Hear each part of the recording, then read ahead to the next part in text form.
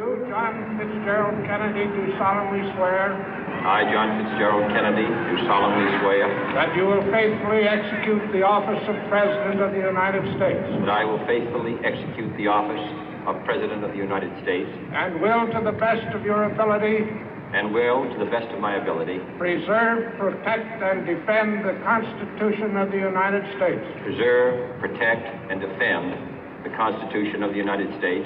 So help. Welcome back to What's That Behind You Declassified, where we dive deep into the conspiracy theories and stories hidden from the public eye. I'm Adam, and today we're concluding our three-part series on the JFK assassination with the most explosive topic yet: the newly declassified files and what they reveal. For decades, the JFK assassination has been subject of intense debate, conspiracy theories, and government secrecy. Who really pulled the trigger? Was Lee Harvey Oswald truly a lone gunman? Or was there a deeper, more sinister plot at play? And now, with fresh documents coming to light, do they answer our long-standing questions? Or do they just add more to the mystery? In today's episode, we'll break down the key revelations from these newly declassified files, what they mean for the old theories, the brand new information we've never seen before, and most importantly, what's still hidden from us. If you haven't listened to the first two parts of this series, I highly recommend going back and checking them out first, so you have all of the context leading up to today's discussion. On March 18, 2025, the US government declassified thousands of new pages of the JFK-related documents, marking one of the most significant disclosures in decades. These files come from the agencies like the CIA, FBI, and even the State Department, shedding new light on events surrounding Kennedy's assassination. One of the biggest takeaways from this release is that intelligence agencies were monitoring Lee Harvey Oswald far more closely than they had previously admitted. The new documents show that Oswald was under surveillance as early as 1962, and that the CIA and FBI had numerous files tracking his movements, especially in the months leading up to the assassination. These revelations contradict the long-standing official narrative that Oswald was an insignificant figure until November the 22nd, 1963. The declassified records also expose a shocking level of intelligence failures or deliberate misdirection. Some of the files indicate that key intelligence related to Oswald was deliberately buried, raising serious questions about whether elements within the US government knew what was coming and chose to let it happen, or worse, even played a role in orchestrating it. Some of the most crucial and critical details included intelligence agencies that were tracking Oswald's interactions in Mexico City, where he had visited the Cuban and Soviet embassies. According to these files, the CIA had wiretaps and surveillance teams watching these locations. However, some of the files suggest that key evidence, such as photos and tapes of Oswald's interactions, may have been deliberately destroyed or even withheld. If Oswald was a mere unstable gunman, why did the CIA deem it necessary to erase these records? There's also the foreign connections and possible plots. These documents add more weight to the theory that Oswald may have had external influences pushing him towards assassinating the president. The files detail that Oswald was in contact with known KGB officers, and some documents suggest he may have even been considered for recruitment by Soviet intelligence. Additionally, reports from the Cuban government at the time claimed that Oswald had expressed a strong desire to support Fidel Castro's regime. Was Oswald merely an idealist? Or was he being manipulated by a foreign power? Or even a domestic one? One of the biggest bombshells of these files is the evidence that the CIA actively obstructed the Warren Commission's investigation. Some documents reveal that high-ranking CIA officials withheld key intelligence reports about Oswald, including his travel and interaction with the foreign agents.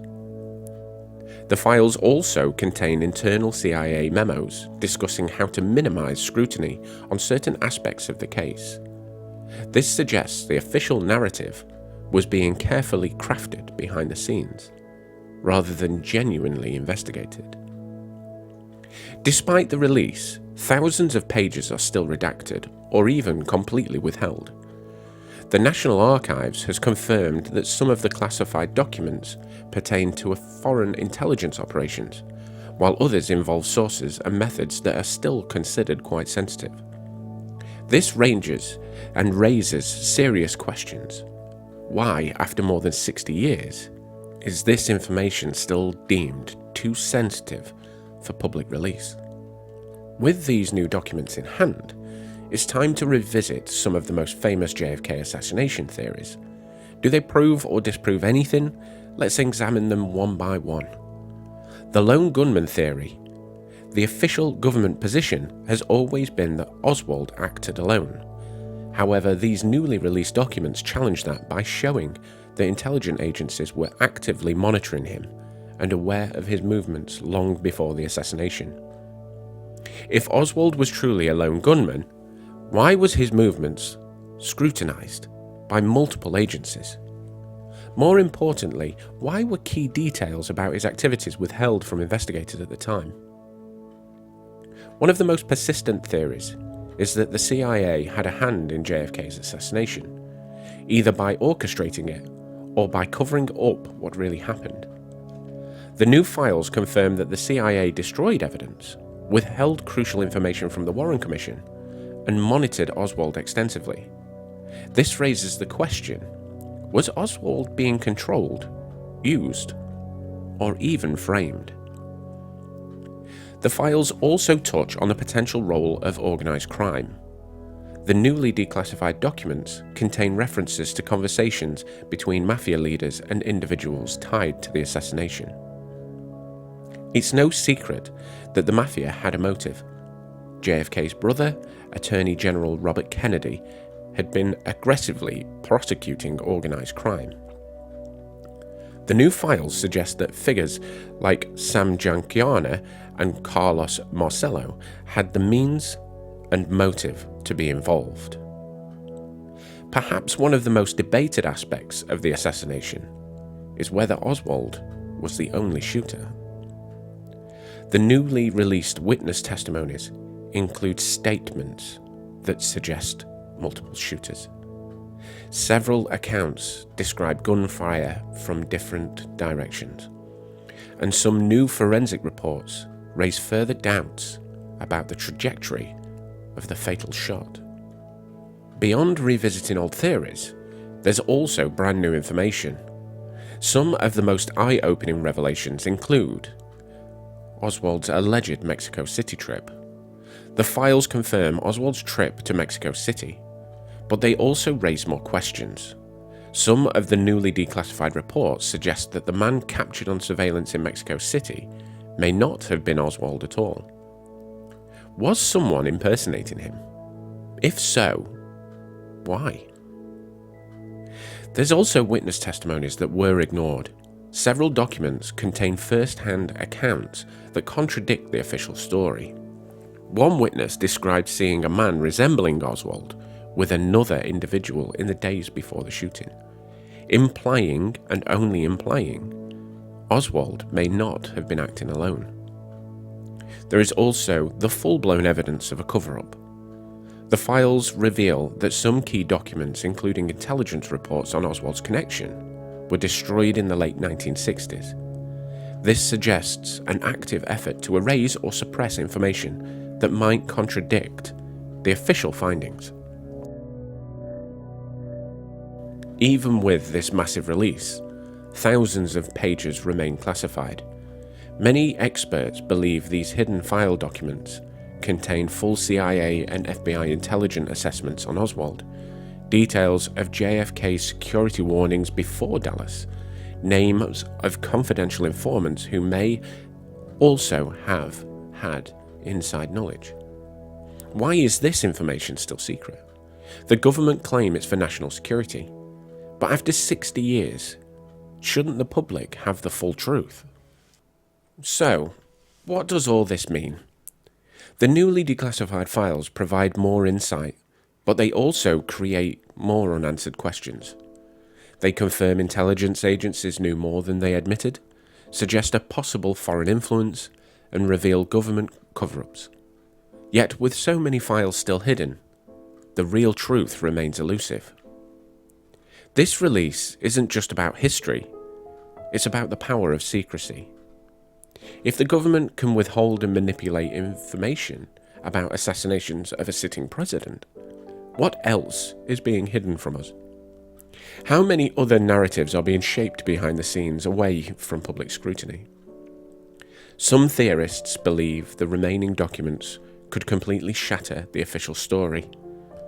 Others argue that after decades of deception, we may never get a full, unaltered account of what happened in Dallas on November the 22nd, 1963. If the truth was buried this deep, will it ever truly see the light of day?